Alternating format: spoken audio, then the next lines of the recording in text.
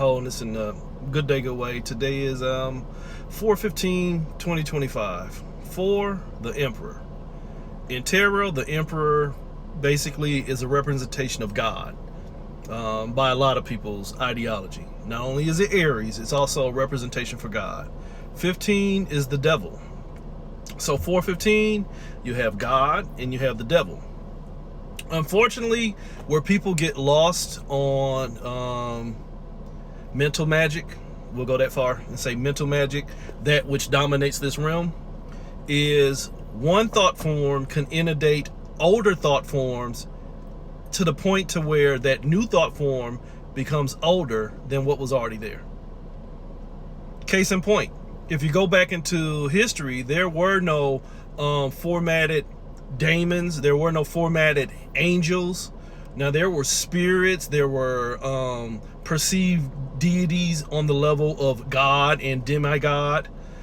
Even when you go into the Hindu, they have their the Nagas, and don't quote me on all them names, but they got different levels of deity. Some of them are your supreme Vishnu, Brahma type energies, and then you have Asuras and things like that, and Nagas and things. Again, you have different levels of ideology, and in almost all of these walks, they're much older than the common thought form of formatted Catholicism, Christianity, Judaism, Muslim, Islam, things like that. It's older than those formats, but because the younger formats have been so constructively destructive in their dissemination, almost parasitic, they've been so constructively destructive and colonizing to modern day mindset that people think that they were always there, when you can easily look them up and see where they pretty much got put in. Something I always taught for well over a decade now, over a decade now, is when you get to write the story, and this is speaking magically, when you get to write the story on what's dominating somebody's mind, you can put in what you want them to believe in, where you want them to believe in it. So much to the point to where if they're under so much pressure, oppression, suppression, depression, they'll believe it, and they'll also start to build it for you. You understand that? It's no different than looking at councils and creeds, to where you can see the allegory of certain people or certain figures being transported from one point in time to now they were there at the beginning of time. All by the stroke of the pen. All by the stroke of the pen. So I say that to get to the point of today being 4/15, God and the devil. If you can't get past the God box, if you can't get past the trap that there's something ruling over you in your favor, God, and there's something ruling over you to your detriment, devil, and now you can't take accountability for why you're boxed in that bullshit. When you can't take accountability for what you're doing right and for what you're doing wrong, what you're seeing right and wrong in others, and why you have to keep on making space for that or interacting with it if you cannot take your space from it. You understand? If you can't start taking accountability for why you are around sickness, you become sick yourself. If you're not following where I'm going with this, again, like I've been saying all day, resonance and ignorance. You cannot get mad because you don't understand what the fuck somebody talking about, but yet you still sitting in the corner singing motherfucking Mary J. Blige, Not Gonna Cry.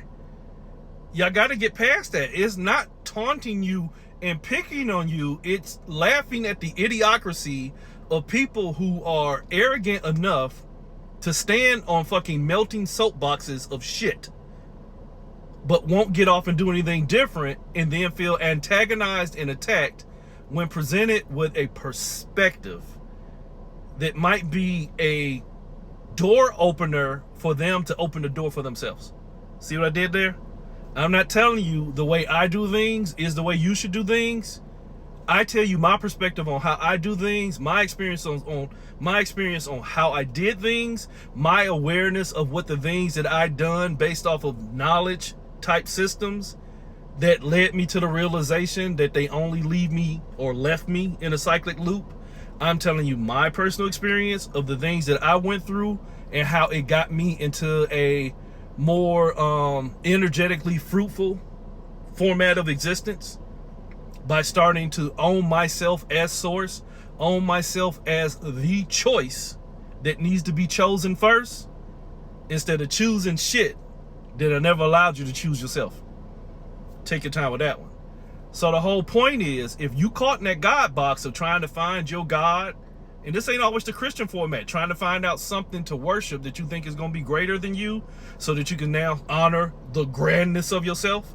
If you still stuck on that shit, and I'll call it shit, if you still stuck on that shit of trying to find something to sell your energy to, while always complaining about what you think you've been sold into. See, this the devil's realm. Satan ruled this. See, y'all get me with that.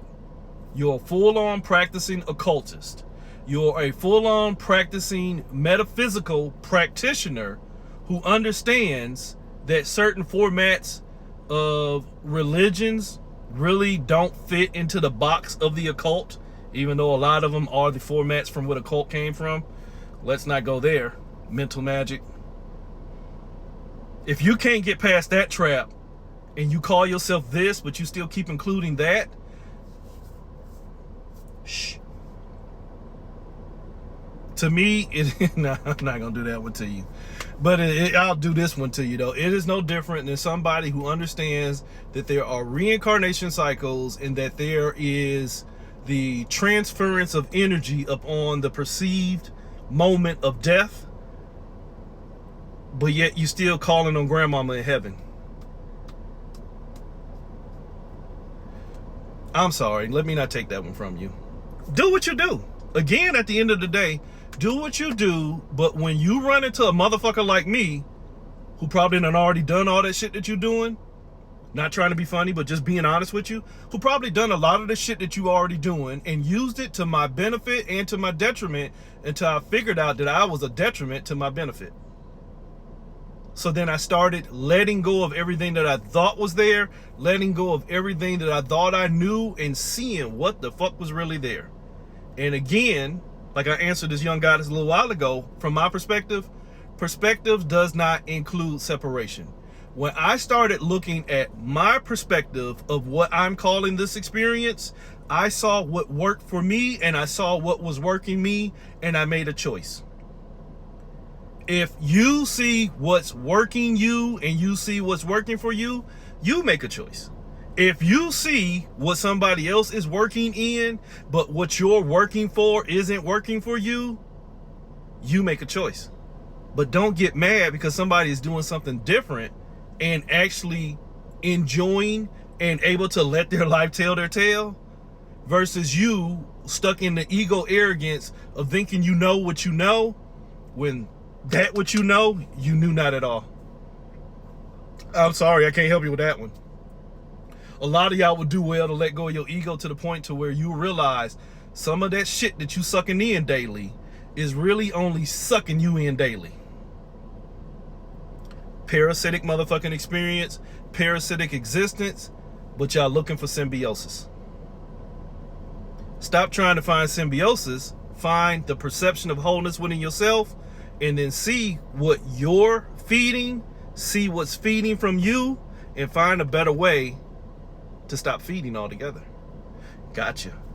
You don't have to feed anything. You just have to have a point of awareness so that you can have a more tangible choice of motion. Too many people in this realm try and find motion so that they can make a choice. That's a fucking reverse curse. But you got to get there. But at the end of the day, if you don't understand what somebody else is saying, whatever somebody else is saying, if you don't understand it, keep standing under what you think you know.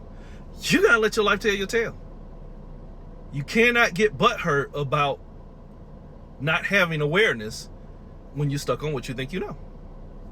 It's just that fucking simple. Contrarian perspective and existence.